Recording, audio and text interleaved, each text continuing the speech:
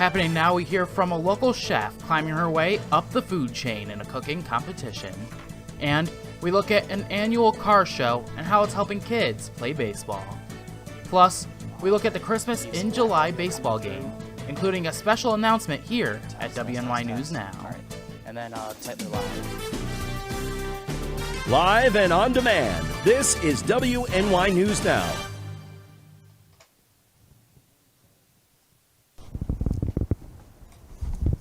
Thank you for joining us for WNY News Now. I'm Bronson Rasmussen. Those stories and more are coming up, but first, a local chef who has made an appearance in Channel 716's So You Think You Can Cook cooking competition is now making her way up the food chain in another competition called Favorite Chef. Now, Favorite Chef, presented by Carla Hall, is a competition that allows chefs to showcase their talents and compare for several prizes for simultaneously raising awareness for the James Beard organization, and Chef Camille Hodnett is up for a challenge. Arlissa Wright has more. When I win the $25,000, I'm going to purchase a food truck because I want to be able to feed my community. I'm already feeding the community. I feed the homeless through a soup kitchen, but right now my goal is to have Cammie's Kitchen up and running to reach out to everyone everywhere. Hodnett has a vision of what she would like to invest the prize money in and how she can help her community while doing so. On my food truck, I envision having lines down the street. I'm going to feed you soul food with a touch of a Mexican flair, to whereas you're going to get home cooking, on the go, hot, fast meals that are with our trending times. People are on the go. You don't have time to cook. You want a food truck you can walk up to and get a full meal at a reasonable price. Hodnett explains what puts her apart from other chefs. People say, Kim, you have plates today? I never make plates. I do dinners. Because a plate, you're going to get your protein and 2 side dishes. With Cammie's Kitchen, you're going to get your protein, meaning your steak, your chicken, your fish, your ribs, your oxtails, your seafood boil, and about 5 side dishes. The chef explains the driving factor of her motivation. And people say I couldn't make it this far without you, and I've only made it this far because of my community, my friends, family, and fans. I want to be the fan favorite. I want to be their person. The voting for the Favorite Chef competition is open, and results from the wild card phase will be announced Monday afternoon. To vote, those interested can visit favechef.com. Alyssa Wright, WNY News Now.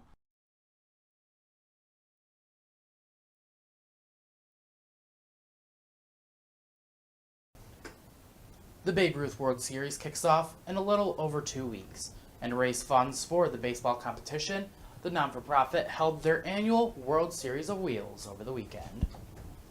Now, the event saw dozens of cars of all makes and models, from old schools, classics, motorcycles, to even newer sports cars. In addition, over 40 vendors made their way to the event. The Chautauqua County Meals on Wheels was also on location, selling breakfast. Now, according to board member Kim Eklund, both the baseball event and car show have been occurring for many years. So this started back in 1983 as a fundraiser by the Antique Car Club for the Babe Ruth World Series, which we started in 1980 here. So essentially 40 years that we've had a car show to benefit the Babe Ruth World Series. Now, Eklund also tells us that the league is looking for national anthem singers and Diamond Girls, also known as hostesses, for the World Series. Now, the Babe Ruth World Series kicks off from August 12th through the 19th. Well, big news for WNY News Now, as today we are starting to accept obituary submissions to cover on our website. Now, starting today, if you submit an obituary for someone who lives or used to live in the Southern Tier, send it to our email at newsdesk@WNYNewsNow.com, and we'll publish the announcements on our website under the obituary tab. Now, we do ask submittees to double check their spelling and let us know the correct pronunciation of all names. While Christmas in July in the city of Jamestown has come to an end, we take a look back into the festivities. The weekend event, sponsored by Collaborative Children's Solutions, kicked off last Thursday with the Gus Smacker Kickoff Party, with the free concert featuring Nerds Gone Wild being postponed. Now on Friday, adults took to the streets in a happy hour scavenger hunt across multiple restaurants and bars. Saturday saw the downtown Jamestown Farmers Market with the Sundance Kids Farm Petting Zoo, ending out the night with the Whirlybird Festival. The last day came to a head with 2 games of baseball. Costumed icons like Santa Claus, the Grinch, and Olaf took to the field, where self-proclaimed Tarp Skunk's biggest fan, Vinny Ognebeni, threw the first pitch. The night came to a close with a fireworks show. Now this year, event organizers wanted to include everyone by setting up a quiet zone for those that have trouble with loud noises. The Jamestown Tarp Skunks ended up losing both games in a doubleheader, sending them to 4th place in their division. Now, if you at home want to attend one more baseball game before the season is done, we are raffling off 4 Tarp Skunks tickets for the grandstand. Now, this was donated to us by WNY News Now staff member. Be sure to leave a comment, like and share the web story or the News Now live show to be entered into a drawing for the tickets. We will select a winner on Wednesday, just in time for their Strikeout Cancer game night. Well, switching gears a little bit, we'll get a check of our first weather forecast with Chief Forecaster Andrew Stevenson. Yeah, we start off with a live look at first events stop there right now. Pretty quiet across the southern tier. We do have some clouds starting to pop up, and actually we do have a strong thunderstorm, not really for our neck of the woods, but up across Niagara County. That's a strong thunderstorm that goes through 12:15 p.m. Could contain up there 40-mile-per-hour wind gusts. Back here across the southern tier, as I said, it's mainly quiet right now. Could have a couple of afternoon thunderstorms possible. Speaking of afternoon thunderstorms, the NOAA Storm Prediction Center does have parts of the region, including Chautauqua, Cattaraugus, headed into Allegheny County, under a marginal risk for severe storms this afternoon. Now, a couple of storms could pop up through the afternoon, and if those storms do pop up, they could be on the strong to severe side and contain some heavy downpours and some gusty winds as well. Most of the region is going to stay dry, but again, there could be a few pop-up thunderstorms later this afternoon and into the evening hours. Taking a look at the almanac for today, we made it to a high of 78 degrees yesterday in the city of Jamestown. Our low for today was 55. The record high 97 set back in 1934, and a record low of 37 set back in 1985. So let's take a look at your first defense weather forecast through the rest of the afternoon out there. As I said, most of the day is going to be dry, partly sunny skies across most of the region. Can't rule out a couple of afternoon showers or thunderstorms possible. Highs today will range from the upper 70s and the Lake Erie shoreline to the low to mid 80s across inland locations. I'll have a look at that full forecast, including temperatures going even higher than this and the dew points going up as well, coming up in just a few minutes. I don't like to hear that, but thank you, Andrew. As WNY News Now continues, we look at the latest prices at the pumps. And later, weather headlines across the nation and the blistering heat seen in the south. Stay with us, as WNY News Now will be right back. Catch your First Defense forecast daily on WNY News Now. EagleZip.com is your local one-stop shop for all of your home and business computer needs. Located on Fluvanna Avenue Extension, just outside of Jamestown, EagleZip.com sells and services all brands of desktops and laptops, as well as servers and network equipment for your business. All new computer sales include transferring your data from your old computer, plus a 2-year warranty. Call EagleZip.com today. Stop by EagleZip.com today and let us make computers easy for you. 3-on-3 basketball returns to Jamestown, New York this summer. Collaborative Children's Solutions and partners are hosting a Gus Macker tournament August 19th and 20th. Register online at macker.com before July 31st. WNY News Now is covering stories that matter to you. 15-year-old Yadiel Diaz was subject to a public humiliation stunt by a fellow student in an act of violence and bullying. Now Yadiel's mother, Raquel, has had enough. Officials are trying to work with the county's homeless coalition to help support the homeless population locally. There are also plans in the works to build 2 new shelters. WNY News Now, where coverage comes first. You're watching WNY News Now, where coverage comes first. Well, gas prices are on the rise once again in New York State. Well, that's according to AAA. The current average for a gallon of gas is $3.70, up 3 cents from last week. Currently in Chautauqua County, the current average sits at $3.61. Now that's 10 cents lower than the national average. Pennsylvania is seeking an even higher uptick in prices, with the northern counties of the state having the highest average. Now, according to the gas price website, 1 year ago, the price per gallon was $4.58. While Michael Cohen's case against the Trump Organization will not go to trial. The two parties have reached a settlement in the dispute over legal bills, totaling about $1 million. It comes at the 11th hour, just before the civil trial was set to begin Monday. Now, Cohen alleged the Trump Organization had agreed to pay his legal bills in connection to numerous investigations. Those payments stopped when he started cooperating with authorities in their investigation against the company. Trump lawyers argued that the corporation terminated any agreement Cohen had with the organization, which is why he shouldn't be paid for the expenses incurred after. Details of Friday's settlement have not yet been disclosed. While civil rights groups are denouncing the actions of an Ohio police officer who released a canine and told it to attack an unarmed black man surrendering to police. Now, this happened on July 4th in Circleville, Ohio, some 25 miles south of Columbus. Now, we want to warn you, the video you're about to see is disturbing. Katie Seifert reports. Do not release the dog with his hands up. Do not release the dog with his hands up. Don't. Do not get the dog off of it. I was afraid for him. I was fearful for him. The police are here to protect and serve. I was taken aback when he had his hands up and they unleashed the dog on him. On July 4th, troopers tried to pull over this semi after they say the driver didn't stop for an inspection along US 23. You just pull back out. After about 10 minutes, officials used stop sticks to halt the truck.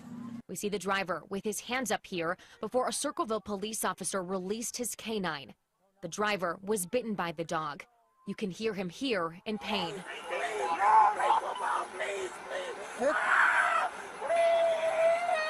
The trooper wearing the body-worn camera asks the other troopers if they could hear his commands. Was I not loud enough? You said it 3-4 more times. He paid no attention, and I'm sure he was not hearing impaired. He did not pay attention. He elected to leash those dogs. That driver, 23-year-old Jadarius Rose. He's from Tennessee. We went through his record and found one case of resisting arrest from 2021.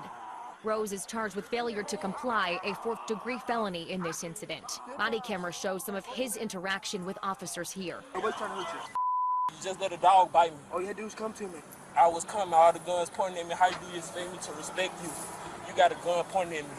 It's like 20 of y'all. Catching me weeding my flowers. President of the NAACP's Columbus chapter, Nana Watson, compares the video to images seen during the civil rights movement. Saddens me that in 2023, we have officers who are unleashing dogs on an individual who clearly had his hands in the air. That did not matter to the Circleville Police Department. At least 44 million people are under heat advisories and excessive heat warnings across the U.S. Sunday.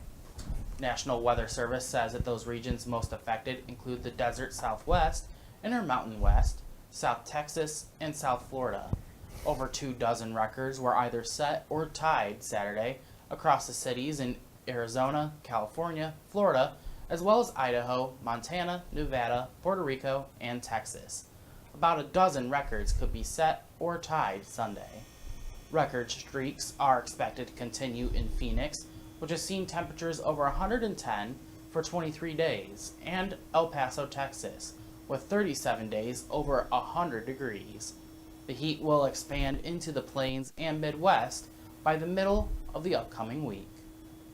Cities including Chicago and Minneapolis will see higher temperatures near 100 degrees by Wednesday. Well, coming up, we hear from actors and writers about their fears of artificial intelligence. And later, Twitter is seeing some major design changes. But first, we return with a look at our full weather forecast. You're watching WNY News Now, where coverage comes first.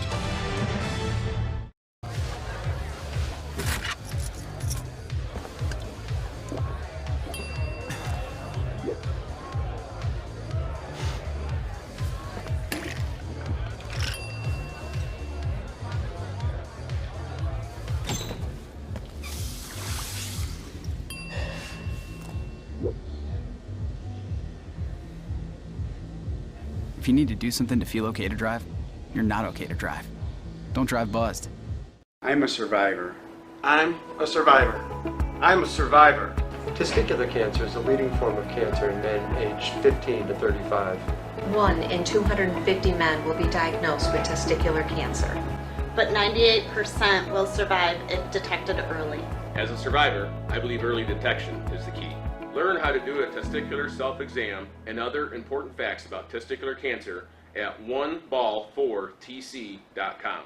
3-on-3 basketball returns to Jamestown, New York this summer. Collaborative Children's Solutions and partners are hosting a Gus Macker tournament August 19th and 20th. Register online on macker.com before July 31st.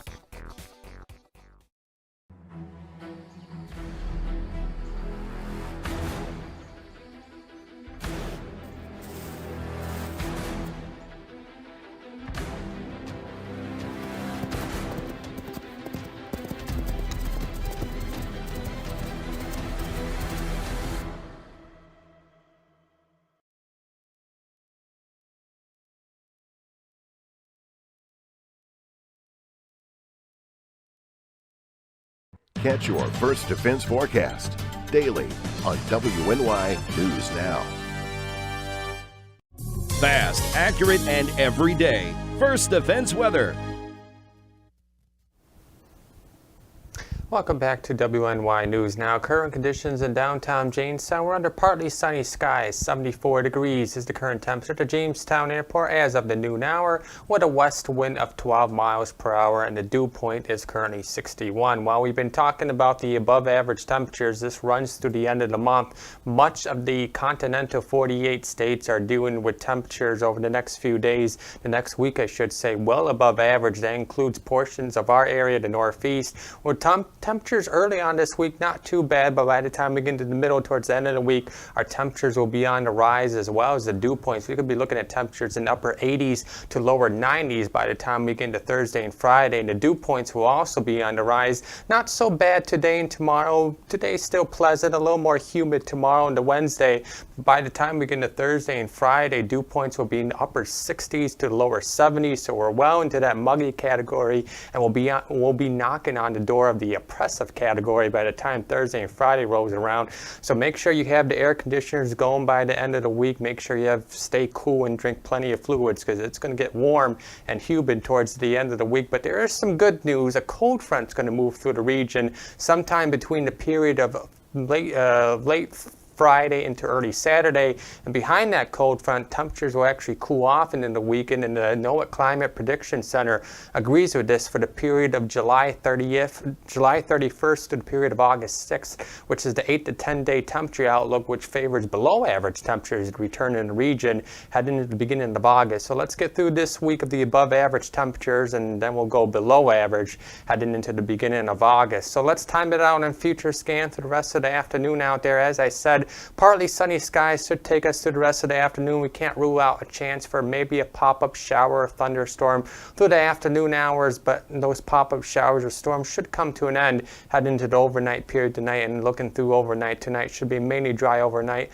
with partly cloudy skies overnight. We'll basically do the same thing heading through the day tomorrow. Partly sunny skies through the day tomorrow. Can't rule out an afternoon shower or thunderstorm popping up in the afternoon hours, mainly across inland locations, and then Tuesday night into early Wednesday, looking mainly dry with partly cloudy skies, and Wednesday overall is looking like a mainly dry day, and then we have some more showers to contend with heading into Thursday and Friday. You'll see it here on the 7-day forecast powered by Ultimate Satellite Solutions. So temperatures over the next few days in the low to mid 80s, but by the time Thursday and Friday rolls around, we're going to be getting into the upper 80s. Some places across inland locations, again, could get into lower 90s 90s, that combined with dew points in the upper 60s to lower 70s is going to just make it feel like downright hot and humid. As I said, a cold front's going to move through the region sometime Friday. That's going to bring a few showers and thunderstorms back into the region. Then we cool back off into the upper 70s for heading into the weekend with a chance for a few showers on Saturday. All right, Andrew, and I got to ask, is there any chance that we could break a record here? We'll see as the time gets forward, but we definitely will be getting more hot and humid by the end of the week. All right, thank you very much. And now for some headlines from across the nation. The actors' strike in Hollywood is reaching 1 week with no end in sight. Aside from pay increases, one of their biggest issues for actors is artificial intelligence and how studios could use that to potentially wipe out their jobs. Donnie O'Sullivan looks at whether that is even possible. This is where we started. It's an automated solution for cosmetic and de-aging work. Dr. Jones. Through some technological wizardry, 80-year-old Harrison Ford looks exactly like 40-year-old Harrison Ford. Do you understand how they did that? Not completely. In the latest Indiana Jones movie, Harrison Ford is de-aged for a flashback where he fights the Nazis. It's not photoshopped or anything. It doesn't look that way. Hollywood studios are moving beyond traditional visual effect technology and embracing artificial intelligence, turning to companies like Mars. What does Mars stand for? Monsters, aliens, robots, and zombies. I think that's the best name I've heard for a company. Thank you. The latest Spider-Man movie, released in 2021, features villains like the Green Goblin and Dr. Otto Octavius, characters who haven't been seen in years. So they took the villains from previous versions of Spider-Man movies and they wanted to bring them back in that moment than when they originally performed that character. So without naming names, we helped Marvel do that on a certain character. Mars says its de-aging AI technology knocks thousands of man-hours off the visual effects process, but they say they aren't killing jobs. The demand for visual effects way outstrips the supply, but there are a finite number of artists in the world that are able to execute on that demand. Y tú eres el padre, por cierto, Ross. Mars has also built an AI dubbing tool aiming to make awkward, out-of-sync voiceovers like these a thing of the past. Mars uses deepfake technology to reconstruct an actor's lips to match the dubbed audio. They tried it out on me. First, we sent them this short clip I shot in a CNN studio. I've always been terrible at speaking any language other than English. In fact, I struggle with English sometimes. With that, they were able to do this. Je m'appelle Donnie O'Sullivan. Je suis un correspondant de CNN et j'avoue que j'ai toujours été nul pour parler une langue autre que l'anglais. That is very impressive. Je ne parle ni l'arabe, ni l'allemand, ni le japonais. Mais peut-être que toute cette nouvelle technologie... My lips look French. I don't know who you are. This technology can even put other people's words in your mouth. But what I do have are a very particular set of skills. If you let my daughter go now, that'll be the end of it. I will not look for you. I will not pursue you. My fellow Irishman as well. LipDub was built for the purpose of allowing studios to take content in their native tongue and put that content across the globe in a way where it looks native to the viewer.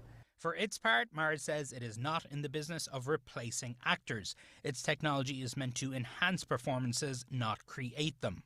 I think it's not a question of the technology, it's how you use it. Look, I could be hit by a bus tomorrow, and that's it. But my performances can go on and on and on and on and on. And outside of the understanding that it's been done with AI or deep fake, there'll be nothing to tell you that it's not me and me alone. Fears of how AI will be used as party-wise SAG-AFTRA, the Actors Union, is on strike, saying the studios want to replace them with artificial performances. The movie studios are pushing back on that claim. Technology cannot replace an actor full on. So you cannot go head to toe and redo the entire face and expect that to be photoreal. The technology just isn't there right now. Now, as it relates to writers, I think they can more easily be replaced by artificial intelligence. Well, Twitter is getting a makeover. In a series of tweets, owner Elon Musk said the social media app is changing its logo. Now, Musk said the logo will become an X, and that all the birds will be removed from the platform. Now, Musk also posted Paint It Black then launched a user poll to change the default platform color to black. Twitter has not yet said when the changes will officially be made. Well, coming up next, we look at a popular animal group that's abandonment is on the rise. You're watching WNY News Now, your source for breaking news.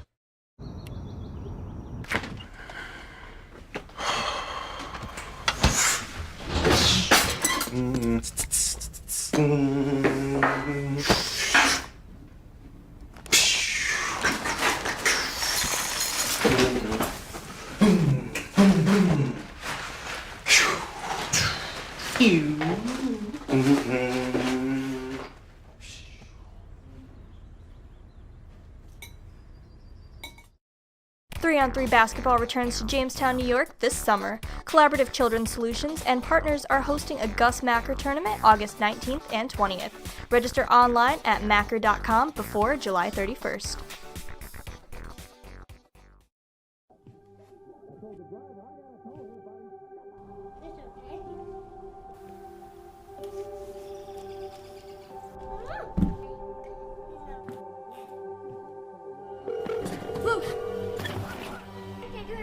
Where's your emergency? Everyone's on their way. What happened? Your friend's not breathing.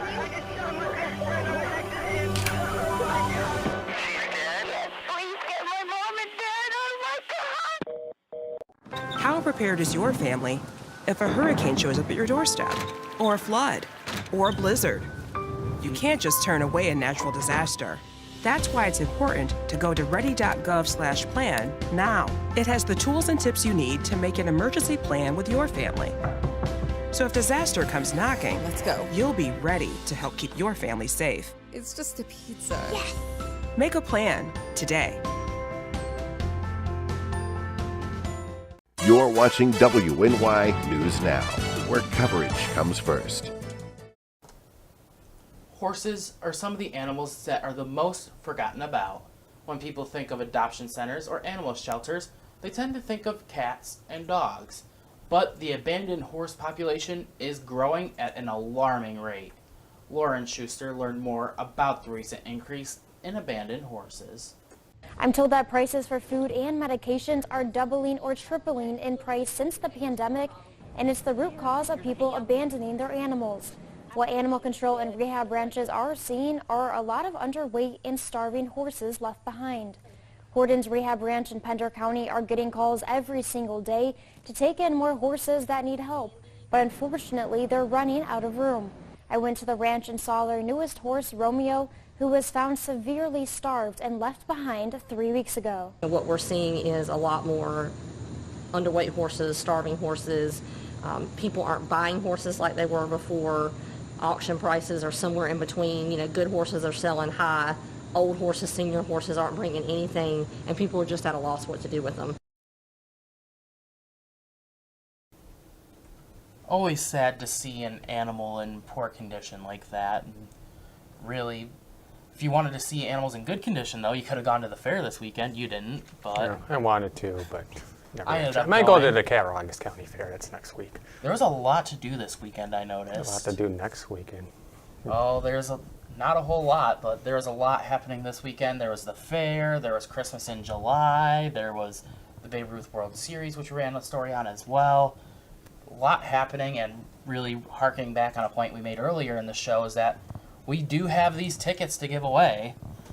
And what you have to do is like our News Now show either today, tomorrow, comment on it, share it, or you can like the post about the story coming up in like around 1:30, and then we'll draw a winner at random on Wednesday, and you can win 4 tickets to either the Wednesday night's game or there's another game on Friday as well.